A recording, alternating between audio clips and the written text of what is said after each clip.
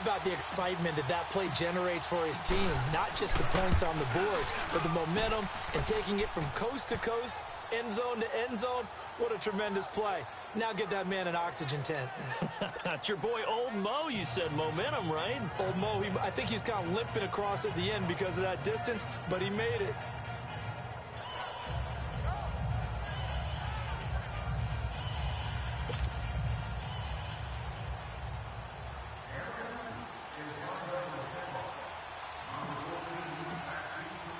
So they throw the pick six. They'll get another shot at it now as this one's in the air. And they will not get a chance to return this one as it's through the end zone for a touchback. Matt Ryan and the offense heading back onto the field. His opening drive there last time out looked good for a while. The offense was on the move, but then the pick six. They were clicking. He was looking good. And, you know, if this was a game played by real human beings, we could get an actual answer. Now a loose football. Coleman lost it. And the Panthers have recovered.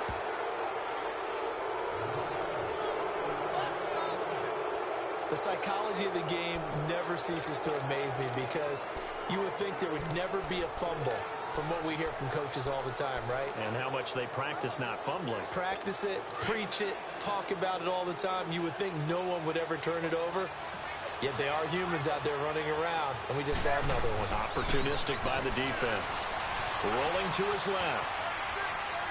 Now he'll throw deep left side. And that'll be caught. Touchdown Panthers. Olsen. Greg Olsen. 30 yards. And the Panthers add on to their lead. And before the snap here, we've got a timeout by the offense. It's their first of this first half. And they'll get together and talk this one over. Gano now to add the extra point. Gano the extra point, and that makes our score 17-0.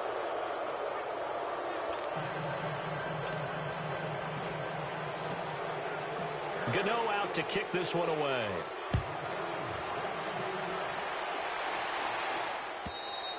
And that'll carry over the back line of the end zone for a touchback. Here are the Falcons as their offense heads back onto the field. And last time, not only the turnover, but that turned into 6 points. They got to make up for that here. We always hear about empty possessions, but some are worse than others. You can have an empty possession, punt the ball away, get yourself set to play defense, but when you turn it over, it changes momentum, and when they take it downfield and punch it in on you, that's a bad possession all the way around. Yeah, but you're hungry to get back out there, aren't you? You better be, because otherwise, it's going to be a long day for you. Charles, he doesn't seem to be particularly in tune with his receivers, just 2 for 7 throwing the football, but he did seem really locked in before the game. Yeah, and that has to do with receivers sometimes. Sometimes the defenders knock them off their route. Into heavy traffic, and it's intercepted. Picked off by Mike Adams, and they will take over possession of the football at their 42-yard line. They told us repeatedly earlier in the week in our meetings, we need some plays from our defense here on the road early. They got one. And don't think they were above all week long pointing out to their defense that the other defense is rated higher than them. You going to let that happen, guys? Is that how we're going to play? And they responded to the challenge. Now following the interception, here's Newton. He's going to launch this thing way downfield. So they took a shot on first down, but couldn't connect. What I loved about meeting with these coaches before the game is we didn't even have to ask any questions. They told us that they were going to be aggressive and push the ball downfield. They weren't successful on that play, but look for them to try it again later. On 2nd and 10, Newton. Rush coming, and he's taken down. Duke Riley coming hard on the blitz. He dumps him for a loss of 8. Well, maybe that can give him a little bit of a pick-me-up, a little bit of a jolt. One of the few things that's gone right defensively. Because other than that, it's really been a first half to forget. So now Cam leads the Panthers up following the sack. Carolina facing 3rd and long. Now it's Newton. They'll roll him out right. And incomplete. The contact made the ball roam free and brings up 4th down. You hear the calls for a penalty, but I just don't think so. I think in this situation, the defender was making sure his guy couldn't hold on to the football. So I don't see anything that warranted a flag. No, I'm with you. There was contact, but I'm happy they kept that flag in the back pocket. And how about this? 4th and long, and they're going to go for it.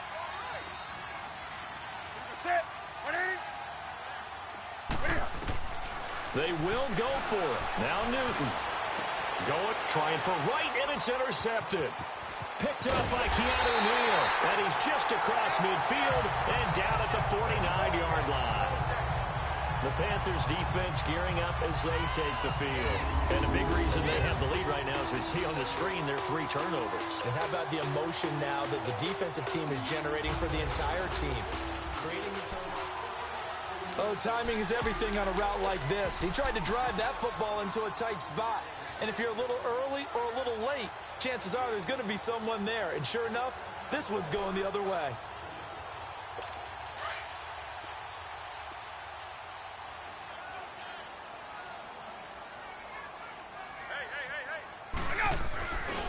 Coleman. And he'll get across midfield and into Carolina territory. Call it a gain of 4 on first, and that'll make it 2nd down. When we see those runs to the perimeter, when we see those runs to the edge, we think about big breakers, don't we? In this case, it was a modest gain, but it does open up possibilities here on 2nd down. 22!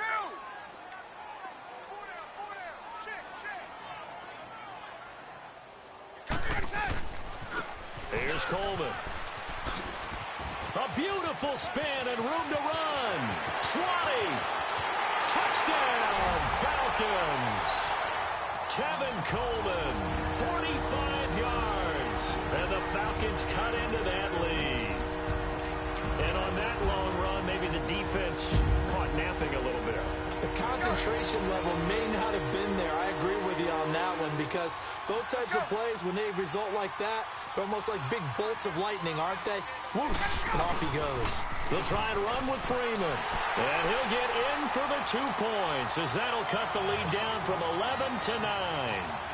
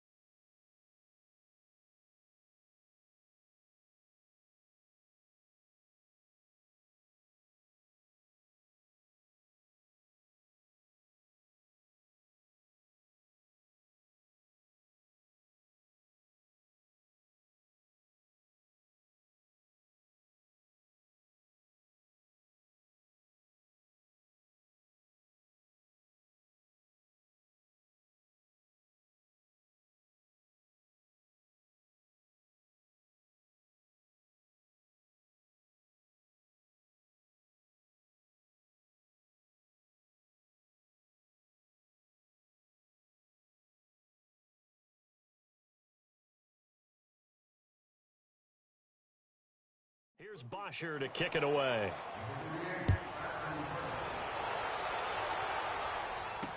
This fielded a few yards into the end zone.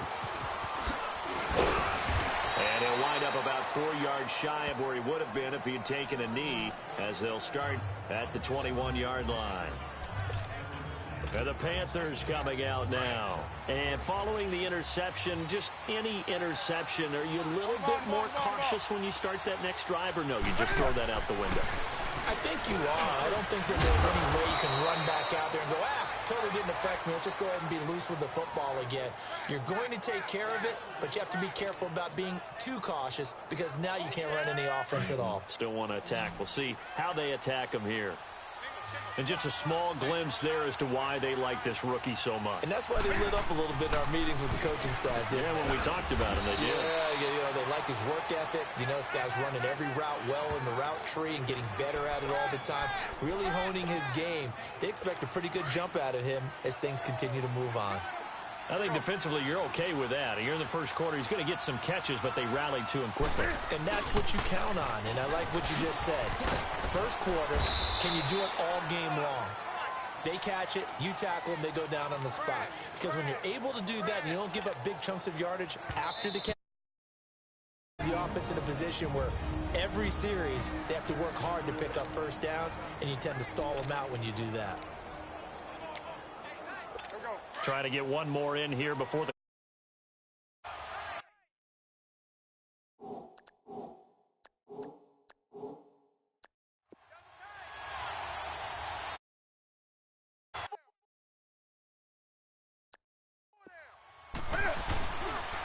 Now a carry, it's C.J. Anderson. And that play went nowhere. Losing yardage. It'll be back at the 36. With my good friend Charles Davis, Brandon Gaudin with you. It's the Panthers in possession of the football as we begin quarter number 2. But likely not for long as they're in punt formation to kick it away. So here we go. The offense is going to stay out there. They're going for it on 4th and 8.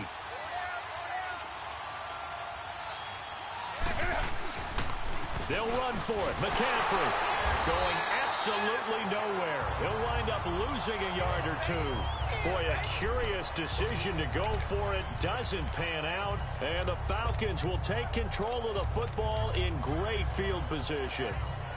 Now the Falcons offense gets ready to head back onto the field. And for them, a touchdown their last go-around. Obviously, they'll be hoping to do that again. And when you start plotting for this drive, when you start thinking to yourself, okay, what are we going to do? You don't go away from what you did before because that worked. But you have to be prepared for wrinkles and counters because you know they'll make some adjustments. And a nice carry there of 15 yards. We don't talk about it very often, but sometimes there's a dip in intensity when you start the second half, which can manifest itself in some sloppy tackling. And how about right there? He ran right through that weak tackle attempt. This is Freeman on 1st and 10. And he is into the end zone for a Falcon touchdown. Devontae Freeman taking it in from the 20. And the Falcons have cut it to within a score. Well, partner, that was another explosive run, and one thing I've learned in our time in this game, yes, the offensive line has to get a lot of credit, but for big runs to occur, the wide receivers have to block well downfield. And then you have to have a good guy carrying the ball too, right? Oh, without a doubt. You need that difference maker lugging the rock. So 2 successful two-point tries now for them. And you know what it does? It gives you a boost, a huge one for your team because, hey, you're dominating them now. They can't stop you either scoring touchdowns or two-point conversions. But how about the defense? You don't know what to do at this stage. You can't stop them in any direction. Cam Newton getting ready to go again on offense. And what do you think's going through his head right now? Your team's winning, but you're not having your best game. That probably affects you even when your team is up. You don't want anyone else to know it, but I think you're right. It bothers a quarterback because they always want to be the one to lead their team to victory with their play as well as their words. And in this case, he's got something he can fall back on. He's contributed, yet at the same time he's thrown an interception. Got to remember the bottom line, though. They're winning. So he knows if he plays better, they might be winning by more. And it's only the second quarter, so he's got some time. Here's Newton now on 2nd down. Solid coverage on the play by Devondre Campbell. When I watched that play, I thought about what my coaches have told me in the past. The biggest teaching point, get your head around. Locate the football so you can make a play on it while it's in the air. That's exactly what he did there. That was nice. Back to throw, Newton. He can run for it, and he will. The ball comes out. And they'll set up shop right near midfield at the 49-yard line. All right, let's be frank. You hate the fumble at the end of the play, but prior to that, I liked a lot of what was going on. Tucks it down, takes off, picks up good yardage. But in that portion of the field, that close to the sideline, step out. Yeah, either get down or get out of bounds. Take care of the ball. Yeah, he had the yards, but then the mistake. And he'll be taken down right around the 41-yard line. 8 yards on the pickup, and now they'll have some options on second and short.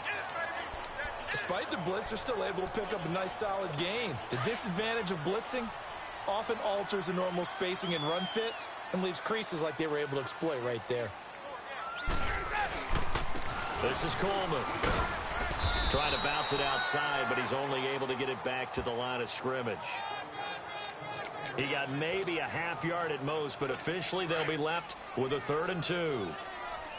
He's fumbled already once, Charles. I'm not going to say that that was in his mind there, but I'm sure that during some of these plays he is mindful of it. And once you fumble the ball, you know what your team tells you and your coaching staff?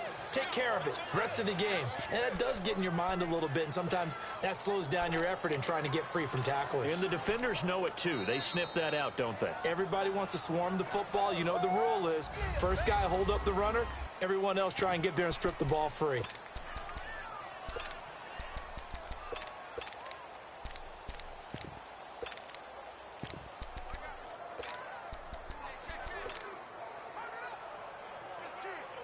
Too long for a field goal, too short to punt. That in-between range, and they'll go for it on 4th.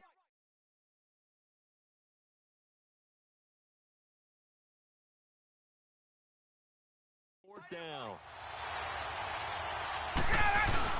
They'll run for it. It's Freeman. And he's going to have the first down, yardage to the 35.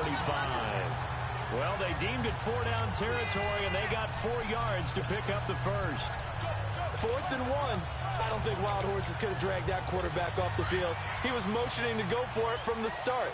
And sure enough, it's the ground game that gets him the first down.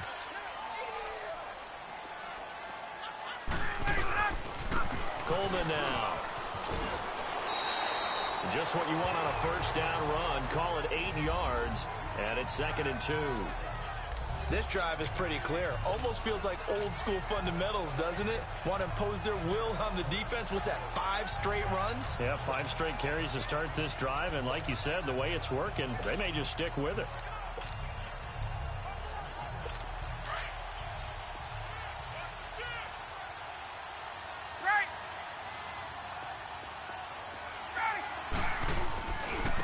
And they'll go with a ground attack here.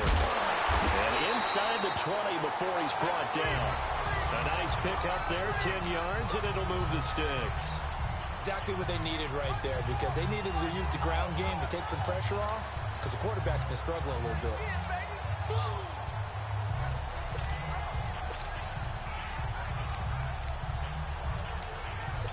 All runs on this drive so far. It's 1st and 10.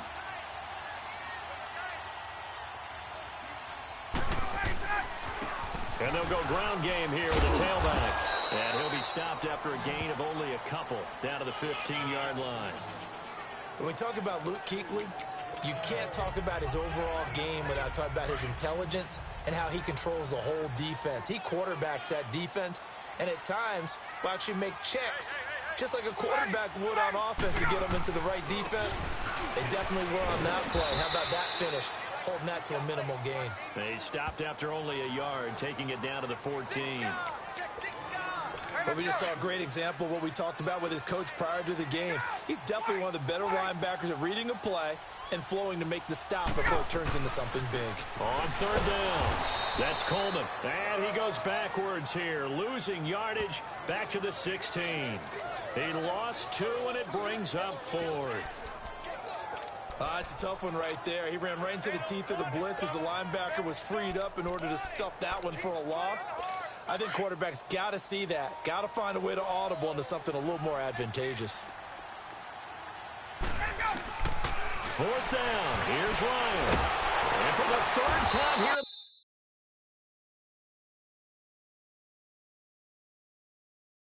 This half, it's intercepted. It's the Pro Bowler Luke Kuechly that picks it.